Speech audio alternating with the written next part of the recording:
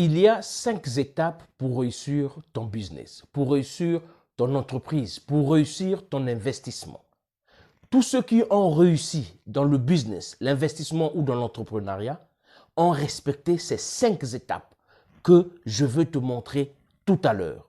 Si tu es déjà en train d'opérer économiquement, si tu as déjà lancé un business, si tu as déjà ouvert ton entreprise, si tu as déjà investi quelque part et que ça lambine, ça retarde, ça avance mais avec nonchalance, alors abonne-toi sur cette chaîne, partage cette vidéo et laisse-moi un commentaire de quel pays tu me suis. Parce que sur cette chaîne, nous avons des topics de différentes manières de t'enseigner, de t'informer, de t'aviser, de changer ton mindset jusqu'à ce que tu atteignes la liberté et l'indépendance financière. Les 5 étapes pour réussir ton business, c'est tout à l'heure.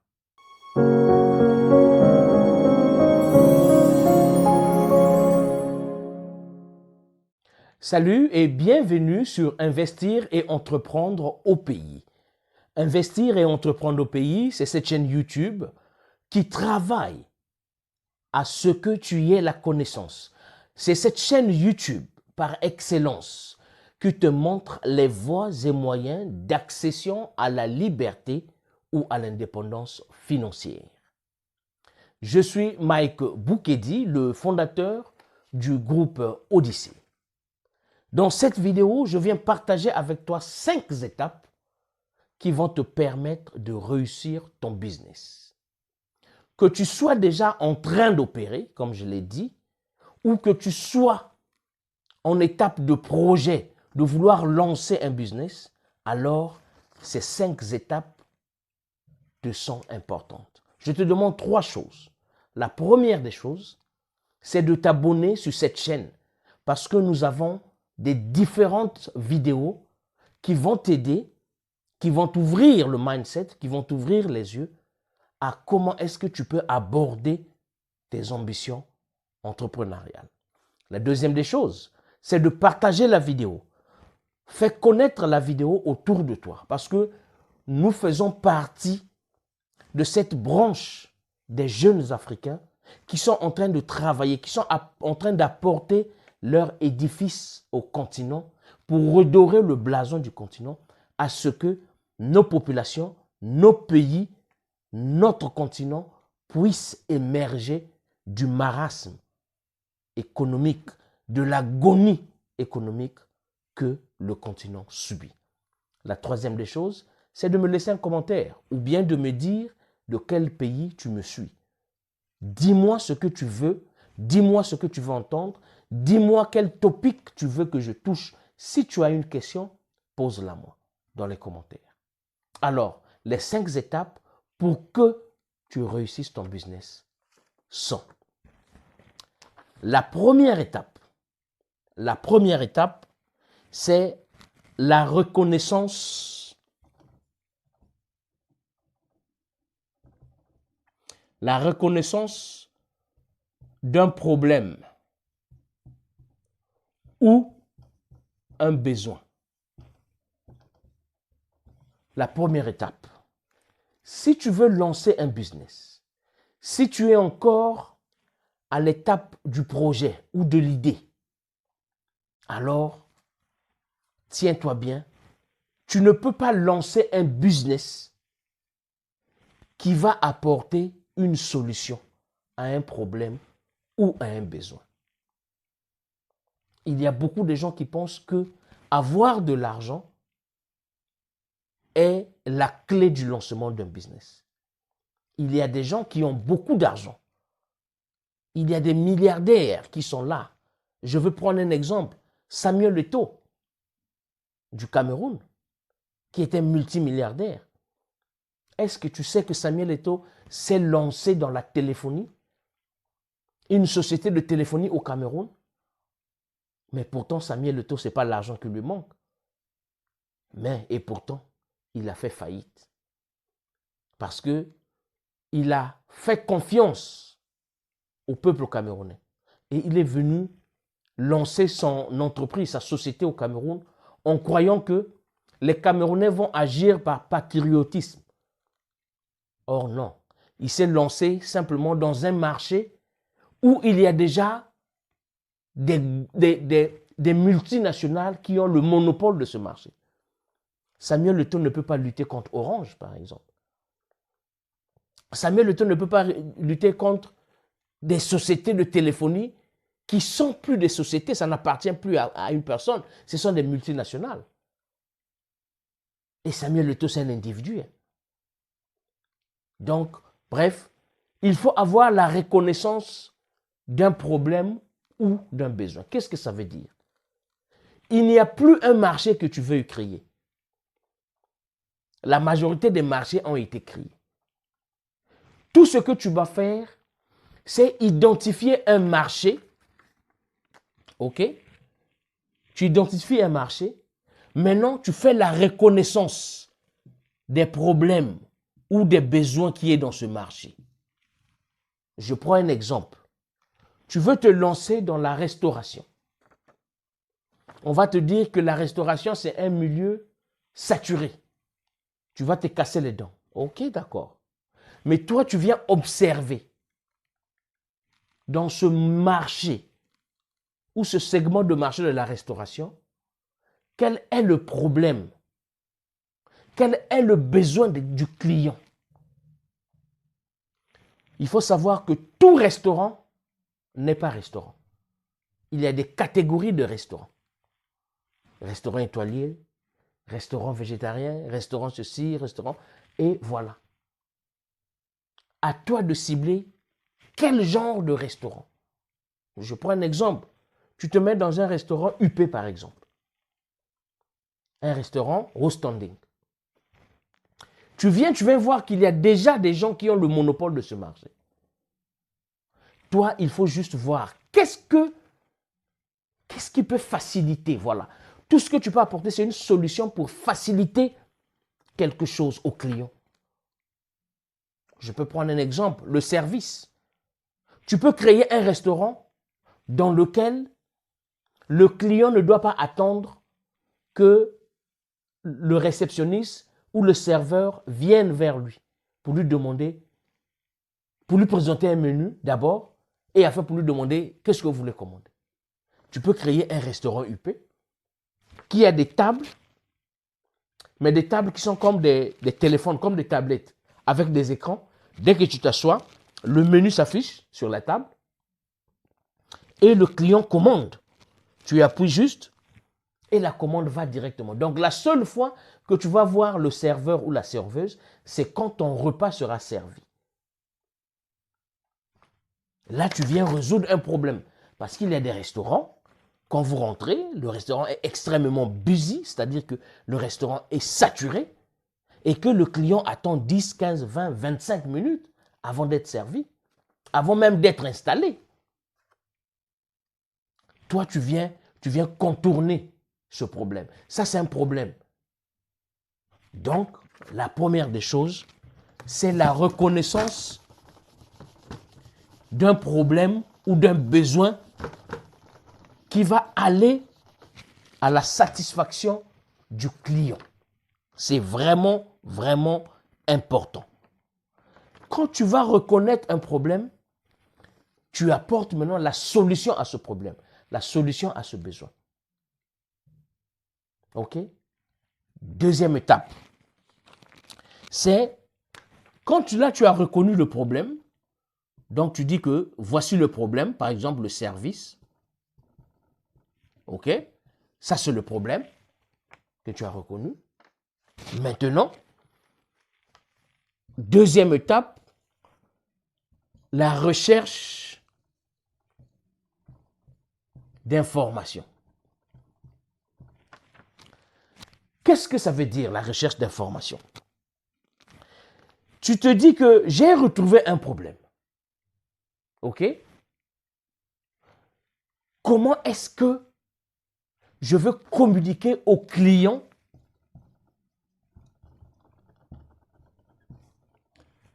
Comment est-ce que je veux communiquer au client que mon restaurant vient résoudre ce problème? recherche d'information. Tu vas d'abord rechercher la clientèle. Où est-ce que tu vas trouver ces clients? Comment est-ce que tu vas communiquer avec les clients? Quelle voie, quels moyens, quels sont les canaux que tu vas utiliser pour atteindre cette clientèle? Et encore ici, je te dis que tu as déjà fait la segmentation, le ciblage. Là, tu es en train d'aller dans le positionnement. OK? Le service est là. Tu dis le problème est que la file d'attente est trop énorme. Le temps d'attente, les clients, ils n'aiment pas trop attendre. Il y a même des clients qui repartent parce qu'ils ont trop attendu. Alors, je vais apporter telle solution. Maintenant, comment est-ce que tu vas communiquer avec les clients? Comment est-ce que tu vas faire savoir aux clients que le problème que vous trouvez, que vous rencontrez dans tel ou tel restaurant, moi, je l'ai résolu, j'ai la solution. Il faut savoir que le client n'achète pas ton local. Le client achète la solution à son problème. Le client vient chez toi parce qu'il y a une résolution à son besoin. Sinon, le standard, oui, c'est vrai, le standard, ça va, le local aussi, ça compte. Mais si tu as un bon local, tu as un bon standard, si le client voit que ta nourriture n'est pas bonne, le client ne va pas venir. Par contre, si tu as une très bonne nourriture, le local n'est pas génial, n'est pas parfait, n'est pas au top, mais puisque tu prépares bien, le client, lui, veut bien manger le ngulumumako, il veut bien manger le sakasaka, il veut manger un poisson braisé, mais vraiment bien assaisonné. Même si ton local est dans un taudis ou comment, le client, il va venir. OK? Donc, la recherche d'informations. Comment est-ce que tu vas faire pour communiquer? Déjà, il faut créer une base de données. Il faut savoir où est-ce que tu vas trouver ces clients. Comment est-ce que tu vas communiquer avec les clients? Quels sont les canaux? Aujourd'hui, on a beaucoup de choses. On a WhatsApp, on a Facebook, on a TikTok, on a Snapchat. Bref, il y a beaucoup de réseaux sociaux. Toi, tu ne communiques pas pour tout le monde. Tu communiques pour cette clientèle parce que toi, tu as opté pour un restaurant au standing. Il faut cibler ta communication. Il faut savoir, voilà pourquoi je dis recherche d'informations. Tu dois d'abord chercher où est-ce que je vais trouver, où est-ce qu'ils se retrouvent, ces clients.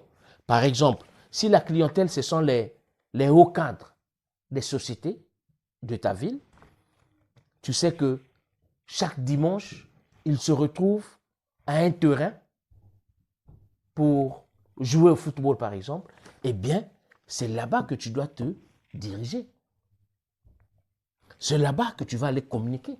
C'est là-bas que tu vas aller faire la communication de ton service. Si tu sais que la majorité de ces clients, après le boulot, ils ont un after work à tel hôtel, c'est là-bas que tu vas aller. Tu vas rechercher l'information. Quand tu vas avoir leur information, la recherche d'information, c'est tu vas faire le networking.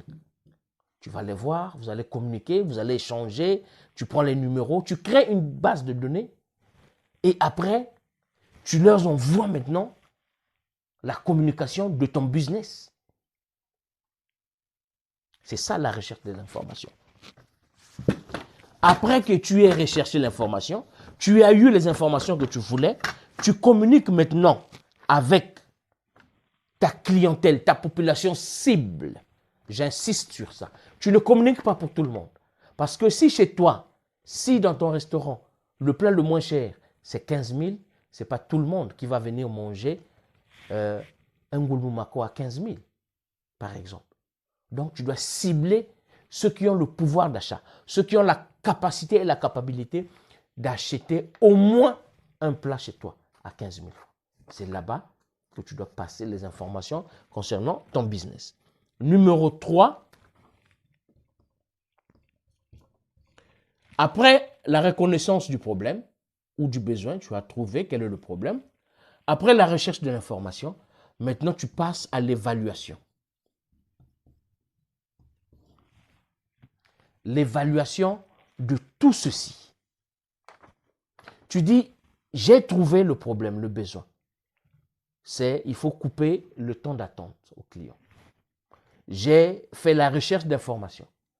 J'ai créé une base de données et c'est de là que je vais communiquer. Maintenant, tu as évalué. Tu évalues, tu dis, le plat du poulet dans cette catégorie de restaurants, c'est peut-être 15 000, le moins cher. Ici, ils vont payer 15 000, mais le temps d'attente est énorme. Ça déçoit les clients. Il n'y a pas de problème. Moi, je veux améliorer, je veux apporter solution à ce problème. Je veux leur communiquer. Maintenant, quel sera le prix? Donc, quand on parle d'évaluation, ici, tu prends en compte le facteur prix, facteur qualité et service. Voici 3 facteurs sur lesquels ton restaurant ou ton business va se reposer. Facteur prix. Est-ce que je dois faire un prix quelque peu élevé par rapport à la concurrence? Oui, si tu penses que oui, oui. Pourquoi? Facteur qualité. Parce que chez moi, on fait ceci. Le service est presque immédiat. Les 5 prochaines minutes, dès que le client arrive, chez moi, le client n'attend pas qu'on vienne lui tendre le menu. Chez moi, la table est digitalisée. Tu passes la commande digitalisée.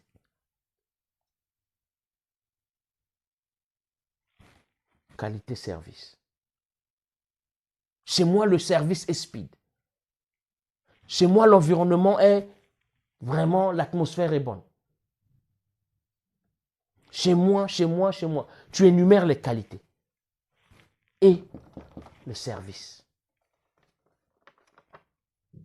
Tu énumères tout ça. Après, quand tu vas voir le rapport service, qualité, et là tu vas venir donner ton prix, alors maintenant, tu vas passer à la 4e étape, qui est maintenant la prise de décision. La prise de décision.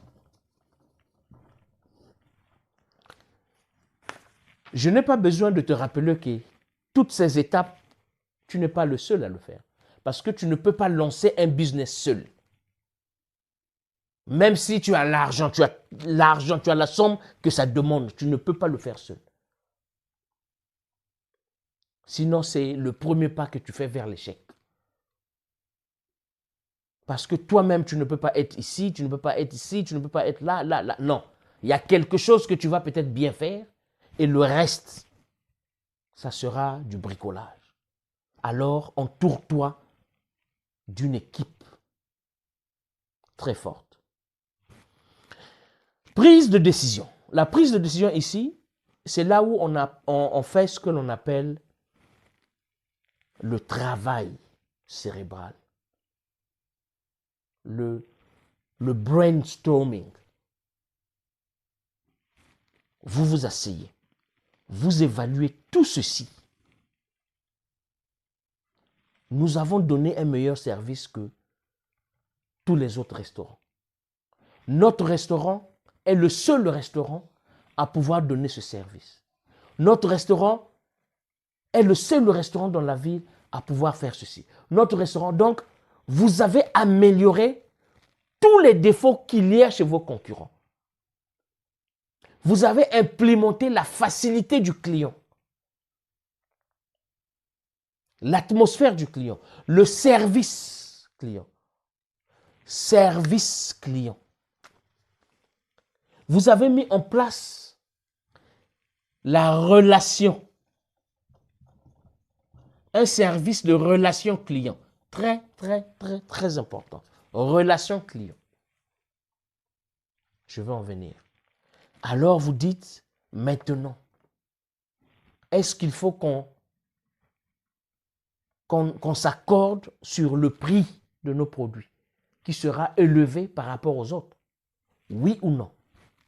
La prise de décision. Oui, parce que, ou bien non, parce que.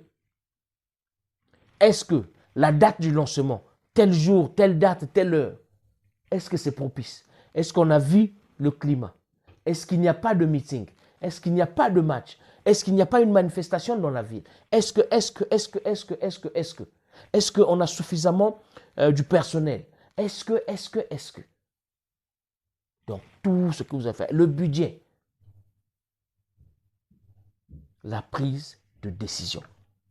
Comment est-ce que nous allons aborder les clients? Comment est-ce que nous allons attirer les clients? Comment est-ce que, après avoir attiré les clients, donc, vous allez créer un trafic dans le business. Il y aura une affluence de clients dans ton business. Maintenant, il faut savoir, quand dans ton business, un jour, tu as 100 clients qui sont venus, ne te dis pas que ça y est, c'est bon, là vraiment j'ai trouvé une clientèle. Non. Tu as créé du trafic dans ton business, donc il y a eu affluence de clients dans ton business. Il faut maintenant créer le comment. Comment est-ce que je vais fidéliser ces clients? Comment est-ce que parmi ces 100 clients qui sont arrivés, je veux prendre leur numéro, mais comment est-ce que je vais fidéliser au moins le 10% de ces clients? Très important. Il y a une méthode de fidélisation. Comment est-ce que tu vas fidéliser tes clients? Comment est-ce que je vais établir une relation avec les clients? Très important d'établir une relation avec les clients. La relation, c'est aller au-delà du business. Une bonne relation client, c'est par exemple, je me présente, ou bien je suis au travail, je reçois un message de votre business. Ah, bonjour, monsieur Boukedi, comment allez-vous? J'espère que le samedi passé, vous êtes passé au restaurant. J'espère que vous avez aimé votre plat du ndolé, par exemple, ou bien votre plat d'attiéké, ou bien votre plat du sakasaka. Mais juste pour vous dire que le samedi qui vient, votre plat préféré, juste pour vous, nous allons vous faire moitié prix, par exemple, pour 5 personnes. Là, c'est une relation. Vous discutez avec les clients. Bonjour monsieur, nous avons une promotion à notre bien. Venez avec toute votre famille. Nous allons vous offrir la boisson gratuitement. Venez au restaurant, venez manger. Ou bien, bonjour monsieur, aujourd'hui nous sommes le 18 octobre et tout ça là, nous savons que c'est l'anniversaire de votre 3e fille. Alors, juste pour lui souhaiter un joyeux anniversaire, si elle a le temps, ou bien si vous avez le temps, passez au restaurant, venez prendre, nous avons un petit présent pour lui. Ça, c'est la relation client. Si l'on te fait cela, mon frère, on vient, on te dit que, ah, vraiment, vraiment, oh, excusez-moi, monsieur, bonjour, aujourd'hui, nous sommes le 1er janvier, par exemple, c'est l'anniversaire de votre fille, ou c'est l'anniversaire de votre femme. Joyeux anniversaire à Madame Boukedi. Ben écoutez, si vous avez le temps, passez, nous avons un présent pour vous, pour votre femme. Regardez la chaleur que ça va vous apporter. Regardez, ça c'est ce qu'on appelle la relation client. Vous vous arrangez à soutirer les informations qui vont au-delà du business. Vous connaissez son adresse, vous connaissez son travail, vous connaissez sa famille, le nom de sa femme, le nom de ses enfants. S'il a un chien, vous connaissez son chien. Vous connaissez son plat préféré, sa boisson préférée. Vous avez tous ces renseignements. Et vous jouez sur ça pour fidéliser un client. Ça, c'est une autre formation. Alors, après avoir dépassé l'étape de la prise de décision, vous avez dit, bon, nous avons 50 clients qui nous sont fidèles. ces 50 clients, la fidélité d'un client, ce n'est pas celui qui vient tous les jours, c'est toi. Non. Mais c'est celui qui vient au moins 3 jours la semaine chez toi. Soit il vient manger seul, il vient manger avec ses amis et il vient manger avec sa famille. Chaque semaine, tu connais ses habitudes. Ça, c'est la fidélisation d'un client. Donc, vous avez pris les décisions. Voici comment on va faire. Voici, vous avez monté un plan d'attaque. Voici comment on va attaquer le terrain. Après, la 5e étape. La 5e étape, c'est l'étape de la vente.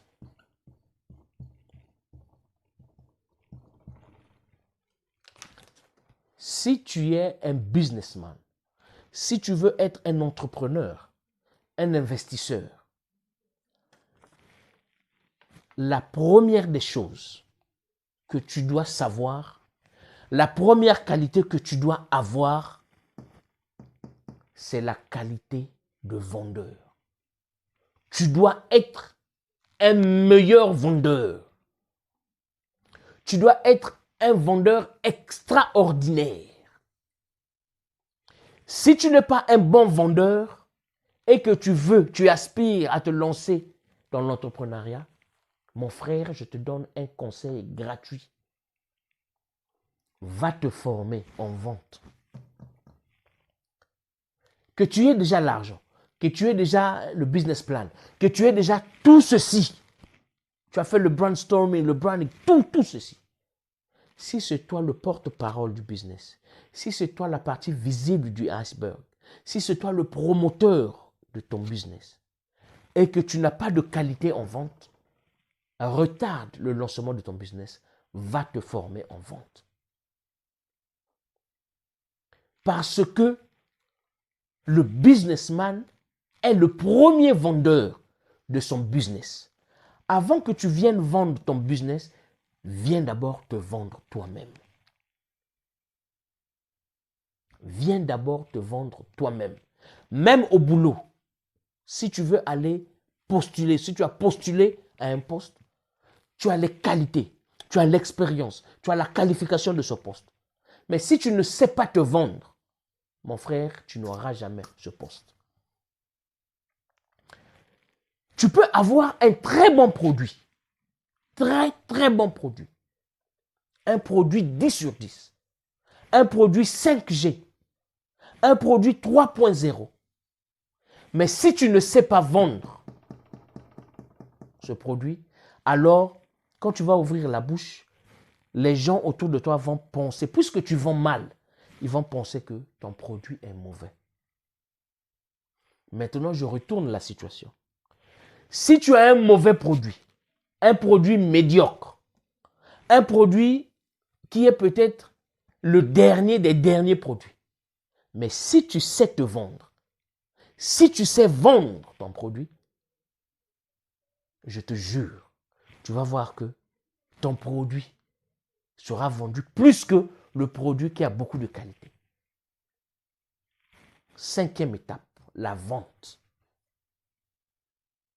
Je veux vraiment, j'ai envie de passer le reste de cette masterclass ici, mais je ne peux pas, le temps m'est incomplet. Un bon vendeur, c'est celui qui sait d'abord se vendre. C'est celui qui sait se présenter. Et vendre, ce n'est pas seulement tchatcher, non, j'ai ceci. Non. Vendre, c'est d'abord la présentation. Comment est-ce que tu te présentes toi-même? Tu ne peux pas venir me vendre des belles chemises et que toi, tu viens, tu es en débardeur, tu es crasseux, tu es débraillé. Non. Je préfère que tu viennes me vendre un t-shirt, tu es habillé en costume, cravate, bien présentable. Tu as la tchatche, tu as le verbe. La présentation. Le client achète d'abord par la vue, par les oreilles. Avant même de goûter la nourriture, on voit d'abord comment est-ce que la nourriture est présentée. Avant même qu'on achète une voiture, que ce soit une voiture à haute vitesse, une voiture, on voit d'abord quel est le design, quel est l'intérieur, c'est quel cuir. Alors, vendre. Ici, vendre, c'est présenter tout ceci verbalement, oralement. Parce que si tu es un businessman, tu dois savoir vendre. Quand tu vas aller vers les investisseurs, il faut démontrer, il faut vendre. Te vendre toi-même. Il faut leur dire que ton produit est le meilleur produit. Quand tu vas aller vers la clientèle, il faut leur dire que ton produit, ton restaurant ou ton business est le meilleur business. Tu fais les meilleurs plats. Bref, il y a une formation sur Odyssey, Groupe Académie, sur tout ceci, sur la vente, la fidélisation client, l'évaluation, comment cibler. Bref, c'est tout un programme qui est ici, que j'ai résumé. Si tu en as besoin, voici notre numéro. Contacte le standard du groupe Odyssey. Ils vont dispatcher ton message par rapport à tes besoins. Alors là, écrivez-nous sur WhatsApp. Ne nous appelez pas. Écrivez sur WhatsApp et un membre de notre équipe va vous répondre. Surtout sur la vente. Voici énumérées les 5 étapes pour réussir ton business. Il y a des business qui sont déjà lancés. Il y a des business déjà qui ont pris forme, mais qui lambinent. Il y a des business qui n'avancent pas, qui ne reculent pas, qui est stagné. Si tu fais partie d'un propriétaire de ce genre de business, alors voici les 5 étapes où tu dois investir. La reconnaissance du problème ou du besoin. On ne lance pas un business pour tout le monde. On ne vend pas un produit, on va dire tout le monde va acheter. Non. Parce qu'on ne peut pas assouvir à la soif de tout le monde. Il faut segmenter la population, cibler et te positionner. La recherche de l'information. À qui tu vas vendre? Telle classe. Comment est-ce que je vais communiquer avec eux? Où est-ce que je vais les trouver? Troisièmement, l'évaluation. Prendre en compte le facteur prix, qualité, service. Comment est-ce que je vais donner les prix à mes produits? Quelle est la qualité que je vais apporter? Quel est le service que je vais apporter que les autres n'ont pas? Quatrièmement, la prise de décision. Nous avons évalué, nous avons fait tout ceci. Est-ce que le jour du lancement, est-ce que nous sommes prêts? Est-ce que, oui. La vente. La vente. C'est là où vous allez garantir, c'est là où vous allez dire, énumérer, décortiquer tout ceci. La relation client, l'établissement de la qualité, l'établissement du service.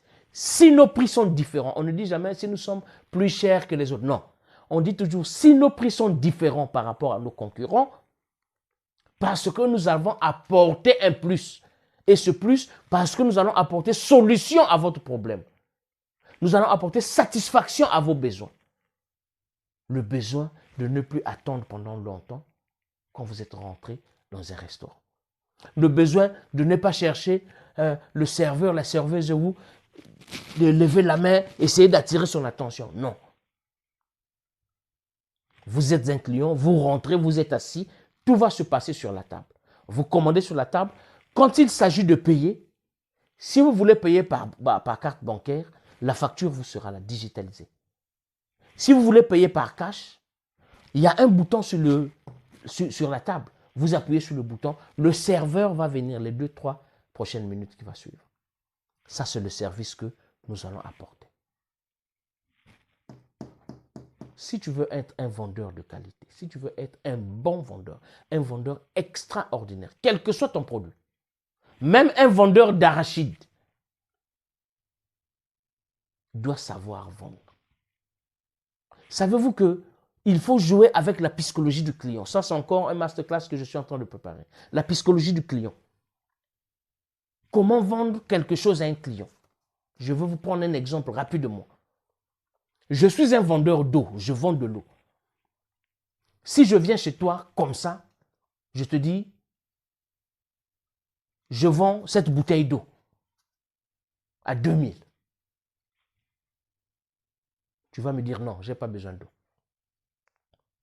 Et moi, je veux perdre. Comment est-ce que je veux travailler ta tête, ta psychologie? J'ai l'eau, je vends de l'eau. Mais je viens premièrement avec un whisky, par exemple. Bonjour, bonjour, je vends du whisky. 500 francs. Vous dites non, whisky, non, non, non, non, on ne va pas boire du whisky ce matin. Ou bien à midi comme ça, non, non, non, on n'a pas besoin de whisky. Ok, mais au moins vous aurez besoin d'eau. J'ai une bouteille d'eau que je vends à 800. Ah oui, l'eau peut-être. Ça, ce n'est pas fait sciemment. Ça, ce n'est pas fait au hasard, j'allais dire. C'est une technique de vente. Je suis rentré dans la psychologie du client. Je te propose une chose. La première chose n'est pas ce que je vends réellement. Ce que je vends réellement viendra après. Parce que à 90% des cas, quand on vous propose la première chose, regardez les vendeurs ambulants. Ils viennent, ils ont un tas de trucs. Ils ont les fourreaux de téléphone, ils ont des micros, ils ont des écouteurs. Mais ils vont commencer à quelque chose qu'ils savent que vous n'allez pas. Ils viennent commencer par un bédou, un portefeuille. Bonjour monsieur, nous vendons des portefeuilles. Vous dites, ah non, non, non, je n'ai pas besoin de portefeuille. Ah, mais nous avons aussi les fourreaux de téléphone. Vous avez quel téléphone? Nokia? Oui, okay. Nous on a le fourreau, 500 francs seulement. Ou bien on a les écouteurs. Or, ça c'est la principale chose qu'il est en train de vendre. C'est la psychologie du client. Forme-toi, mon frère, avant de te lancer en business. Tu peux te lancer, tout le monde peut se lancer en business. Mais réussir dans ce monde-là, il faut appliquer ces 5 étapes. Si vous avez admiré, si vous avez apprécié, si vous avez aimé cette vidéo très longue, qui est une masterclass, presque une mini-formation, j'aimerais savoir de quel pays vous me suivez. Laissez-moi un commentaire, un petit pouce bleu pour la visibilité. Si vous ne vous retrouvez pas dans ceci, si cela ne vous intéresse pas, n'effacez pas la vidéo, partagez la vidéo autour de vous, faites connaître cette chaîne parce que nous sommes en train de lutter pour le mindset de l'Africain en général. Pour que nous allions, que nous nous dirigeons tous vers l'indépendance financière. Sauf, quand, j'allais dire, c'est seulement quand nous allons atteindre l'indépendance financière que nous serons respectés au niveau international. Les Chinois hier étaient bafoués, étaient mis dans un même panier que nous. On les appelait les jaunes, les pays du tiers-monde. Aujourd'hui, rien ne peut se faire sans la Chine. Parce qu'ils ont travaillé leur mindset, ils ont atteint l'indépendance financière. Aujourd'hui, tout le monde court en Chine. Soit pour acheter ou soit pour fabriquer quelque chose. Alors, l'Afrique, il est temps qu'on se réveille. On peut le faire tous ensemble. Je suis Mike Boukedi, président, fondateur du groupe Odyssée. Et partagez la vidéo, abonnez-vous sur cette chaîne. Abonnez-vous sur cette chaîne, on a beaucoup de trucs à partager. Abonnez-vous, abonnez-vous, abonnez-vous massivement. Portez-vous bien, on se revoit à la prochaine vidéo. Ciao.